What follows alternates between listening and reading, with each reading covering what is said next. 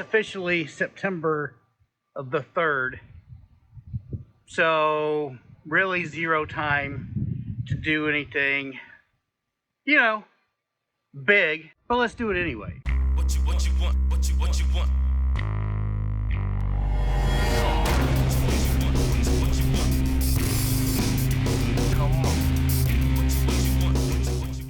And what's big, you might ask?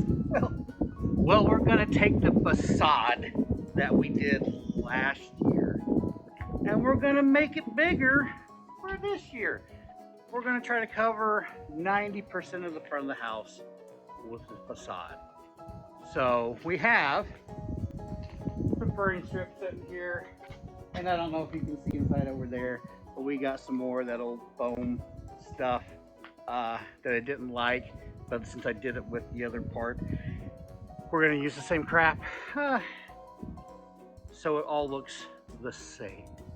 Oh, and since Halloween's right around the corner, and this is gonna be such a big project, in order to bring you guys some consistent footage, this is gonna be like a weekly update type of situation, and you're gonna get to see, you know, follow me in this process, and you'll get to see updates every week of how it's coming along. So I know that you have no time to watch anything else, and this is the most exciting thing to watch.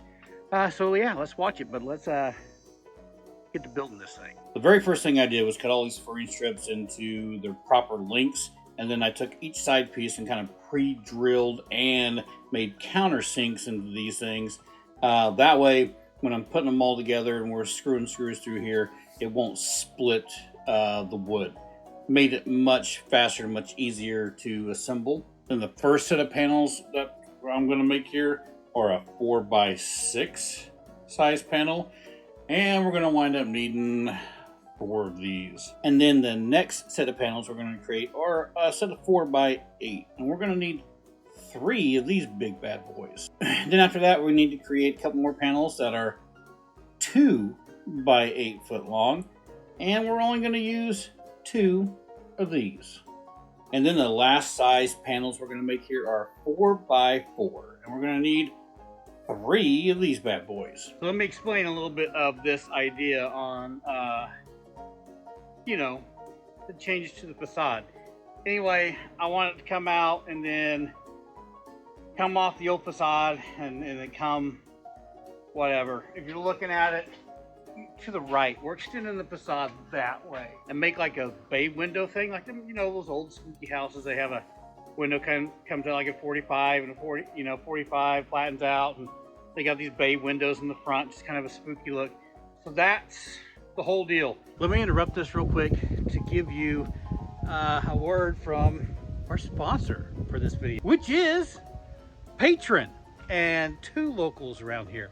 I want to say thank you to all those patrons who are there committing $2 or $5 a month to help support this channel, and the 2 locals that just recently, which was Les Olson and Stephen Austin, they donated some funds to this. Without the support from Patron and those patrons there, this whole project this year would not exist. This wouldn't be even able, I wouldn't even be able to think about it this year.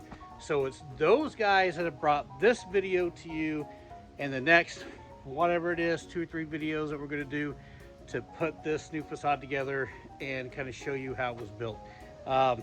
Give those guys a big round of applause, because they're the ones that directly affected this to be able to happen. So let's get back to building this thing. We got all these things made. We had some 4x6 panels that we made, and I had 4x8 panels, and those are going to be the main uprights as far as this bay window area. And then I made some 2x8 panels for that, and then I also made some 4x4 panels and a couple other 2x4 panels that'll go on top of the 8-foot section to make that 12 foot tall there. So, you know, the facade, the center of the facade is 14 foot tall, then it steps down to 12 foot tall, then we're dropping it down to 8 foot with a roof, you know, and then we're going to come back up to 12 foot with a roof over here on this other side. Give some height changes and dimensions that might look cool. Anyway, this this piece of wood that I cut off at, this is 22.5-degree angle on each side. So basically, here's one of these 4x4 sections. Connected to one side, and then when the other one butts up against this, we're making that 22.5-degree angle makes a 45. So when I put the next one onto this, it'll be a 45-degree angle. So we'll have a front 45 and then a 45. That's what these are for. They'll be secured like on this one. I got one on this side, one on the other side over here that's going to be permanently secured to this. When everything sets up, I'll screw through from the front and the outside to the next one to secure that together. And that way, when I take it apart, I can come in from the front side and just unscrew these screws here and pull them apart. This isn't the, may not be the best way to do it. The whole point is everything has to come apart so I can store it. I don't have enough room, so everything's got to be torn apart to store. This is kind of what I came up with. It's going to work for this year. Maybe if I have to rechange this, because after screwing in and out so many times, that's going to become a problem. So I'm going to have to figure out a better way to latch them. That's an easier removable latch type situation. But this is what we're doing right now. But anyway, I got to get these on. So I just want to stop real quick, show you what I did. Now I'm attaching them to these things, and then I can move on and kind of start putting it together roughly so I can put all my attach points on it. Yeah, back to montage stuff.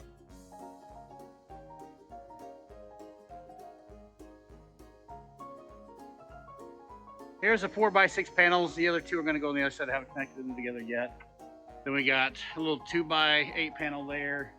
Then the 4x8 panel, you know, here. Then another one here. Another one here. I set the panels on top of each other and drilled through, and then secured them with bolts, right? To hold those together. Then on the edge of this panel, I went ahead and installed another piece of this 1x, screwed in through here. That way I could bolt through and attach this big 2x8 panel. So then it's got another, well, 1, 2, 3, 4 bolts on it to hold that together, right? So that all works. Now here's the thing. The tricky part of this whole deal, right, is this bay window area. And like I said earlier, I cut those slots at, I cut a piece of wood at 22.5 degrees on each side. What that has allowed me to do, here's the piece, right? So I was able to connect these two together, which puts a 45-degree angle, and then shoots this piece out this way. Let me connect here again with another 45, which makes this flat across the front, right? And then we hit another 45-degree, and then another one, and we're shooting flat out that way. So how I'm doing this to, because all this has to break down, right? Everything, like I think I've said it before, it has to break down to store. I don't have a boatload of room, and I don't have a storage facility to put this stuff in. So it all has to break apart. So what I've done is, like, I think I showed you before, this piece right now, and the centerpiece, is permanently attached to this one right here. Then I brought this one up, and from the outside, ran a screw into here. And I did that, I did several screws all the way down from the outside. So when I put the siding on, so this will be skinned, and that'll be skinned, but this is gonna be open. And that'll allow me access to these screws to screw this in and hold these pieces together. And then I'll cover that with some fake wood trim later on. So it allows me to be able to hide that, kind of get it together. But yeah, this has been interesting for me to figure out how to do these whole 45s and make it pull apart and all that crazy stuff. So hopefully it just works for this year. That's all I want, right? That's what I say last year. I only wanted that thing to work for last year, and made it through. I got some repairs. I still got to repair that. Man, we're getting close. I got to get all this done. I still got a 4-foot section on top I got to do, plus all the roofs. I got to quit talking and get back to working.